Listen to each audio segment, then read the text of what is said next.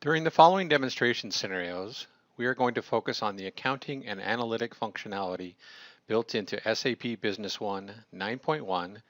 We will demonstrate these accounting scenarios using the SAP Business One United States and Puerto Rican localizations and our demo database company, OEC Computers. Like most small businesses, OEC's landscape is constantly evolving as their products and markets change. To keep up with those changes, Dan Jenkins, the OEC controller, and his new accounting lead, Sue Topper, will show us how they configure and adapt SAP Business One accounting components to get their management team the information they need to run the business.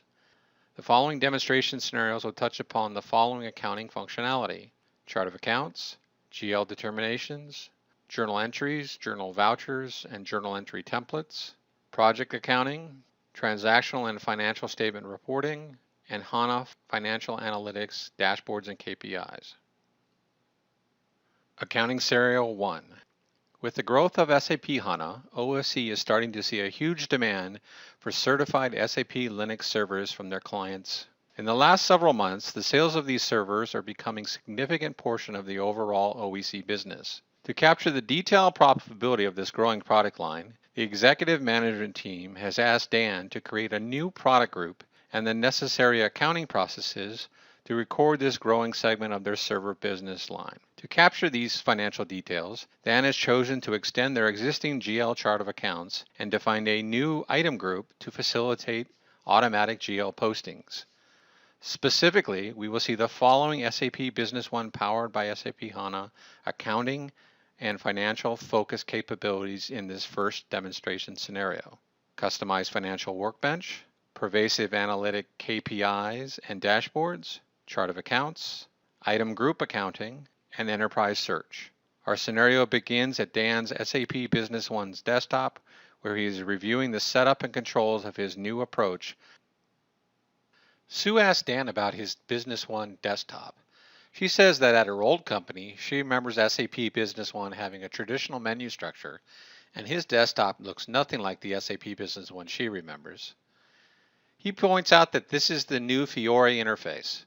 It is a new tool in SAP Business 9.1 for HANA, and he has chosen to place the Financial Process Workbench on his desktop because these tasks represent the financial transactions and reports he uses the most often. This workbench gives him quick access to the most common Business One functions. Using the Financial Process Workbench, Dan selects Chart of Accounts. This opens the Chart of Account Master Records window. Since Sue is new to OEC and was not around during the initial implementation, Dan fills Sue in on their configuration of the flexible chart of accounts that they have configured in SAP Business One. He points out that OEC has defined the GL chart of accounts in 4 segments. They chose 4 segments representing the account, the division, the region, and the department. Dan also reminds Sue that each segment is user-definable and supports both numeric and alphanumeric structures. He selects the Cash at Bank checking account to remind her of some of the other options they have on each account record setting. They can define one or multiple currencies for an account. Accounts can be marked as confidential. This prevents unauthorized users from using them or viewing this account transaction or balance at any point. Anyway, enough about the flexible and boring details of the chart of account. What he wants to show Sue now is how he's defined the new GL accounts that he set up for the HANA server product line. He selects the revenue drawer, and then the new sales revenue HANA server account. This is the account that will be used to capture the revenue associated with the sales of any new HANA server. To capture the cost side of the equation, he goes to the cost of sales drawer.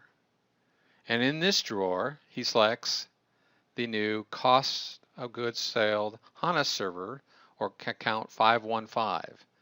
To create the automatic linkage of these new accounts to the HANA servers in inventory and assure that each time they are sold, the right GL accounts are used, Dan has created a new item group.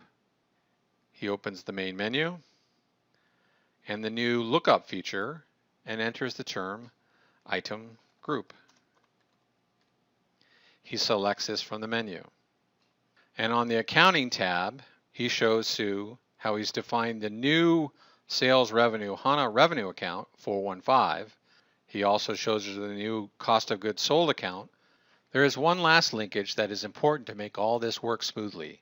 The item record for each one of these servers needs to be linked to this new item group. Dan uses the enterprise search feature of SAP Business One on HANA to quickly bring up the item master records for all the HANA servers.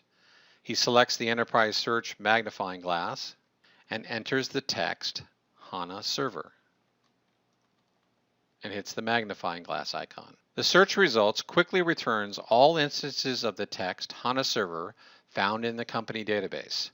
Since there are lots of results, he selects the layout icon to filter the results to just the information he is looking for. He selects the item under the master data record, and here he's down to only 6 records. He can see the summary details on all the items as he hovers over each one of them, or he can drill into them by clicking on the link. You can see here that the item group for this item is defined now as HANA servers. This creates the final linkage between the item group, and the correct revenue and cost of goods sold account. From now on, each time the sales team uses the HANA server in a sales document, the right GL accounts will be posted with no intervention by the accounting team. To quickly show Sue how this will all work in action, he opens a test AR invoice. From the rows, he selects one of the HANA servers. As the row fills in, he shows Sue how the new revenue and cost of goods sold accounts automatically populate into the row detail. Here's the 415 revenue account and the 515 cost of goods sold account. Dan doesn't want to save this invoice, so he cancels it. Before Sue goes, Dan wants to show Sue all of the new pervasive analytic features. Dan gives Sue a quick review of the KPIs, or key performance indicators, he has created and included on his desktop. KPIs, or key performance indicators, are singular currency amounts, percentages, or counts of transactions that are taking place in the OEC SAP Business One database. They can display GL balances, summary document amounts, and quantities of any transaction in SAP Business One. Dan's initial 2 KPIs are receivables overdue and monthly net sales revenue. Even though these 2 KPIs seem relatively simple, they're very powerful. This one gives Dan the total receivables overdue at any one point in time. And the second one, monthly net sales revenue, gives a point-in-time view of monthly net sales. Dan has also started using the pervasive dashboard design tool. Like KPIs, Dan can define his own dashboards using a simple drag-and-drop interface. In his first attempt, he created the following pervasive dashboard: aging of receivables overdue. This dashboard that Dan has created shows the aging of overdue receivables in 10-day increments. If he hovers over each bar, in this case 10 days, he can see that $525,000 is overdue 20 days, 30 days, and so forth. Accounting Scenario 2. Journal vouchers and journal entries. To give a complete profitability picture of this new HANA server product line for the entire year, Dan has asked Sue to reclassify the revenue and cost of goods sold amounts that have already been posted from the previous GL accounts to the new GL accounts. Sue will need to determine the total revenue and cost of goods sold amounts already booked from January to July and create journal entries to rebook only the amounts attributed to these HANA servers. Since Sue is very experienced with SAP Business One, she is going to create one journal voucher that will contain all the individual journal entries she will post. In the following scenario, Sue will use the following features of SAP Business One Accounting module: the sales analysis report to get annual revenue and profitability information for each HANA server, the Excel export feature to calculate the cost of goods sold amount by item, journal vouchers to move the balances to the new accounts as of 7/31, journal templates to facilitate the fast and error-free posting of those journal entries, and posting periods or fiscal calendar. Like before, our scenario begins at Sue's SAP Business One desktop.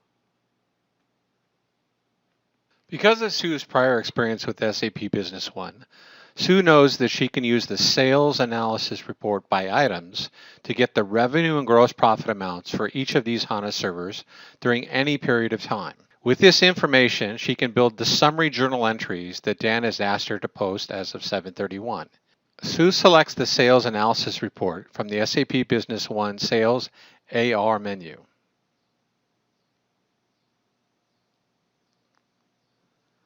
She chooses the Item tab to run the report by items. She confirms that she wants to run an annual report to return one amount for the entire period. She confirms the posting date from 1/1 to 7/31, and she also confirms that the group is HANA servers. She hits OK to run the report and bring the report to her screen.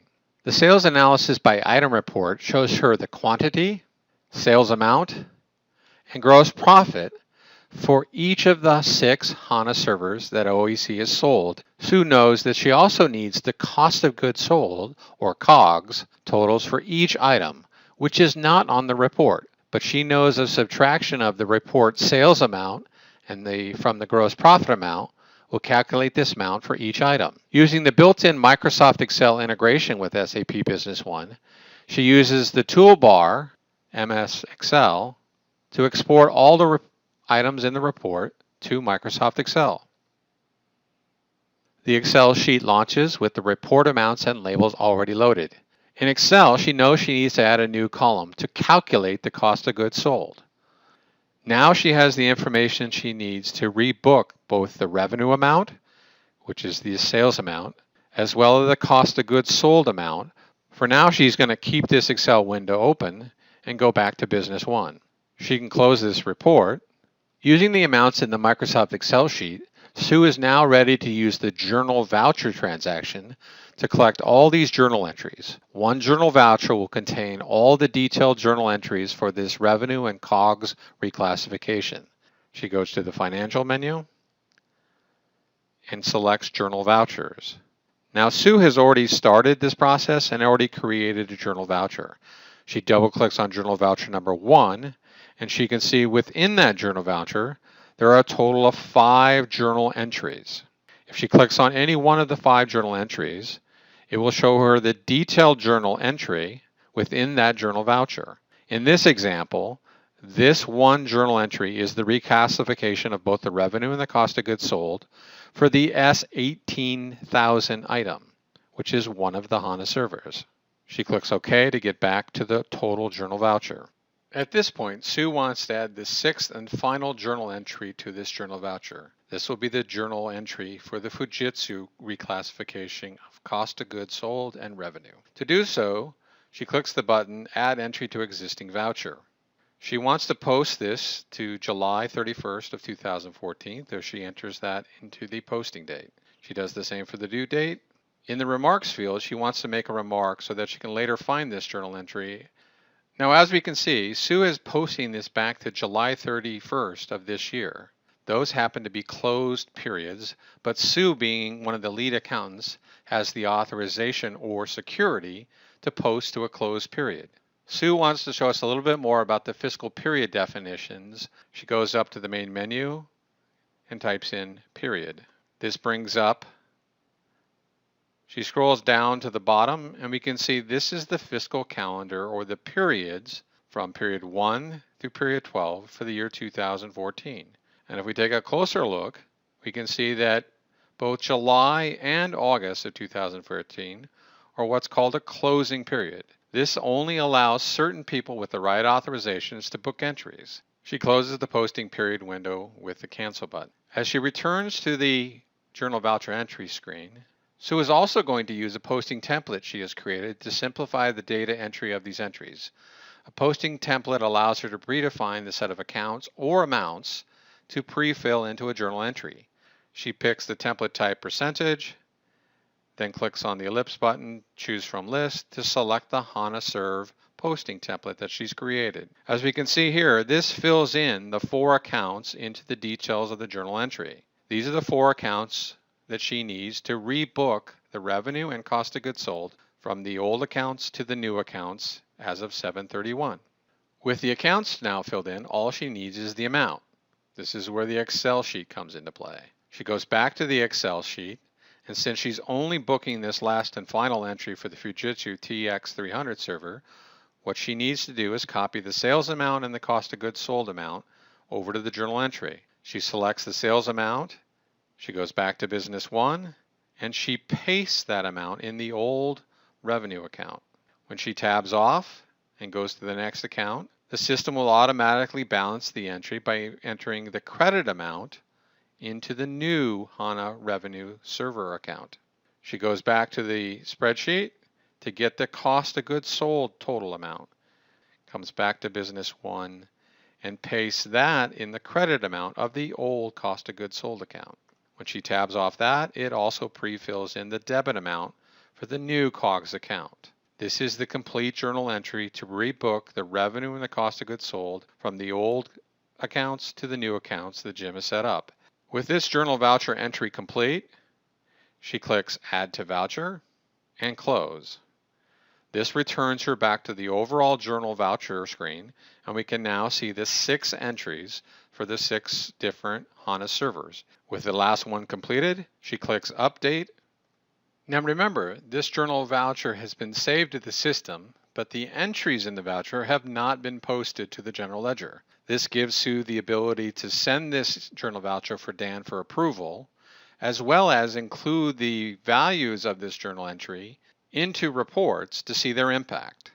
Sue wants to review the impact of these journal entries in the journal voucher before she gets the OK from Dan and before she posts them to the general ledger. To see their impact, there's a delivered report that she can run called the General Ledger Report. This report allows her to include both posted entries and unposted journal vouchers in the results of the report.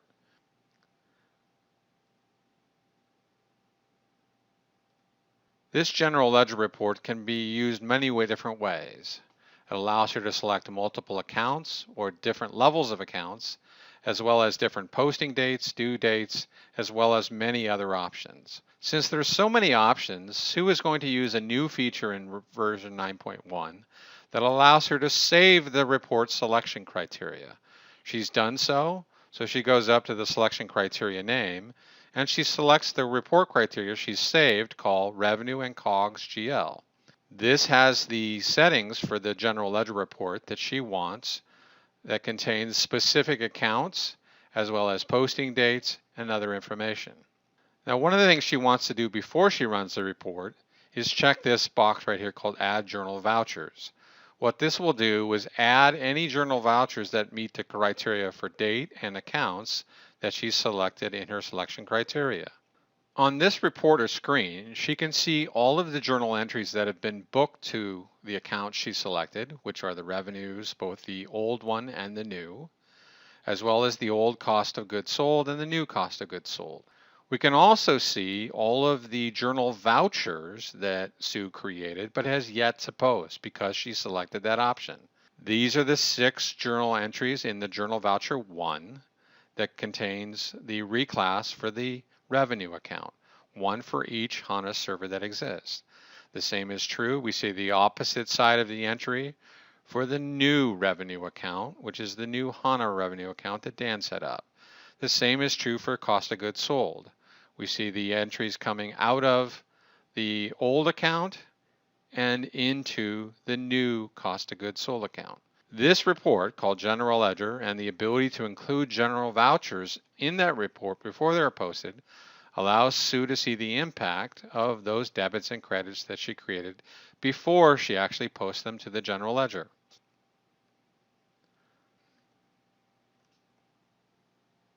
Accounting Scenario 3, Project Accounting. Dan was asked by the sales manager, Kevin Lawless, if there's any way he could do some financial analysis for a project that he is working on for the CEO. They would like to test a new market in Mexico just for a few months. They would like to track all revenue and expenses for this project for just 1 month as a trial. Dan suggests that they use the SAP Business One project feature. He has set up a new project called Mexico, and he wants to sit down with Kevin and the CEO to walk through his proposal for how this project will capture the detail they need. In a meeting, Dan is ready to show Kevin the following SAP Business One functionality: project setup, project controls, recording AR and AP transactions against the project P&L reporting, user interface customization. Like before, our scenario begins at Dan's SAP Business One for HANA desktop. As we said, Dan has decided to use the project capabilities of SAP Business One to track the Mexico sales initiative. This option will be simpler and still give them the reporting they need. Dan would like to show Kevin the project setup.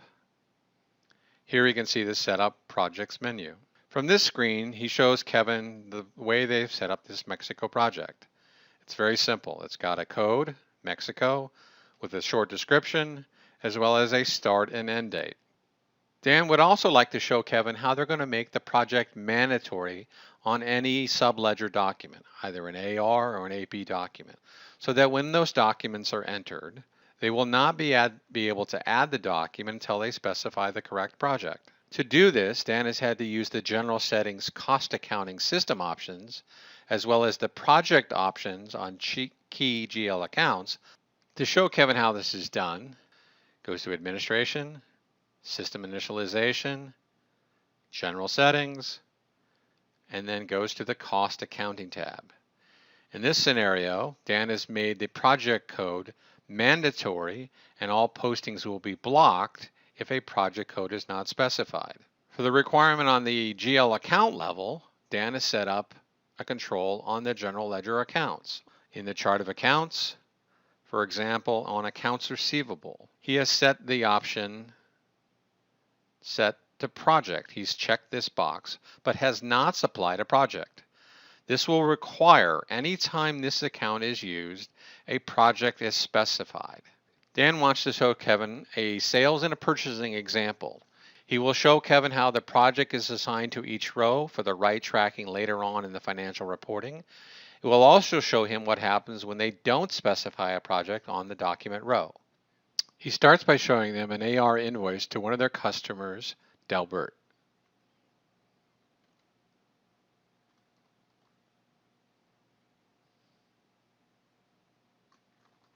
Once he has the customer selected, he goes to the Accounting tab to specify the right project. This project will be applied to all lines on this document. He selects Mexico and goes back to the Contents tab.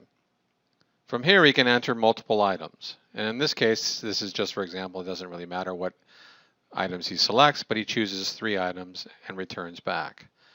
Once he returns back to the row definition, you can see that the project field has been copied from the header on the Accounting tab to the line items in each of the individual lines. Now that he has these 3 lines, he's going to add the invoice.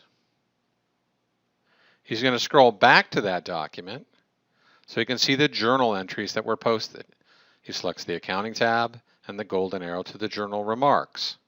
On this, the journal entry for this document, he can see that the Mexico project has been associated with all journal entries that are applicable to this invoice. He now wants to show Kevin what will happen on an AP invoice, for example, when they're submitting their expenses. He selects AP invoice, enter a date, enter a description for and we're going to say travel airfare. Go to the GL account and pick account for airfare. Now this time when we look at the project field, we'll see there's nothing in the project field. And that's because when we're entering this AP invoice, we forgot to go to the Accounting tab and actually enter the BP project first. Because we had no project at the header level, there was no project copied down to the row level. But because the controls Kevin has set up, this will not be a problem. If we were to enter an amount, let's say for $1,000 worth of airfare, tab off, and click Add, what we see is we get an error that says the GL account requires a project. So this is the second control that Kevin has put in place at the general ledger account level. We can do this in one of 2 ways. We can go right to the actual line, select on the project field, tab off, and select the Mexico project, and then post it. or we could go back to the Accounting tab and enter the project there. Now when we add this document, it should post fine because this line and every accounting entry with it has a project code attached to it. When Kevin sees this scenario, he's concerned that the project code is hidden on the Accounting tab. He asks Dan if they can move it to the Main tab so that it might not be overlooked. Dan explains that there is a new feature of 9.1. They now have the ability to move and hide standard and user-defined fields from any tab on any screen to another tab on that same screen. Dan will show Kevin how this is done. He selects the Edit Form UI option from the Tools menu. Now that Dan is in edit mode, he can move any field or hide any field. Since we want to move the BP project field, we go to the Accounting tab, select BP Project. We can now select the BP Project tab and move it up to the main tab of the window that Kevin requested. We click Escape, and it asks us if we want to save this new form. We say yes. If we go back and open up the AP invoice screen, we can now see that the BP project field is on the main tab. This way, when they enter a vendor, like we did before, Kevin Lawless, we can go right to this field, select the project code, in this case Mexico, enter a date, and now go down to our description, select account, airfare as an example, and we can see that the project code is automatically filled in on the line. Kevin is very happy with this capability. One last thing before Kevin has to leave. Dan wants to show him one of the many financial reports they can run by project. Using the standard profit and loss report with the project selection criteria, they can get a project-specific P&L. Dan closes the AP invoice, and from the Financial Projects Workbench, Dan can run this report from the Financial Reports link. This brings up the profit and loss statement selection criteria. Now this is the standard P&L report, but it has many options. And one of the things that Dan wants to show Kevin is if you click on the expanded option, you can actually run this report with selection criteria for a specific project. In this case, the Mexico project. And now when we click OK to run the report, all we will get in this P&L report is those entries that are specific to the Mexico project. To print a boardroom quality version of this report, Dan selects the Print Preview toolbar. This will print the crystal report layout that sits behind this report. In addition to this P&L by project, there are also other project reports that we can run.